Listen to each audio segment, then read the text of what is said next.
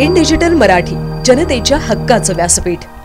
कल्याण पश्चिम येथील आग्रा रोडवर आज सकाळी एक भीषण अपघात घडला आहे।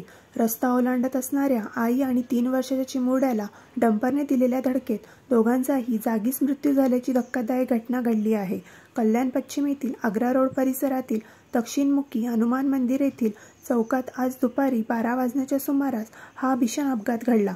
आपल्या 3 वर्षाच्या चिमुरड्याला शाळेतून घरी घेऊन जात असताना चौकामध्ये केडीएमसीच्या डंपरने या दोघांना धडक दिली। ही धडक इतकी जबरदस्त होती की जागेवरच या दोघांचाही मृत्यू झाला। निशा अमित सोमेस्कर आणि अंश अमित सोमेस्कर अशी या अपघातात मृत्युमुखी पडलेल्या दोघांची नावे असल्याची प्राथमिक माहिती समोर आली आहे। या अपघातामुळे पुन्हा एकदा कल्याण शहराच्या प्रमुख चौकातील वाहतूक आणि त्या ठिकाणाहून रस्ता ओलांडणाऱ्या नागरिकांच्या सुरक्षेचा प्रश्न ऐरणीवर आला आहे। दरम्यान या घटनेनंतर पोलिसांनी डंपर चालकाला ताब्यात घेतला आहे।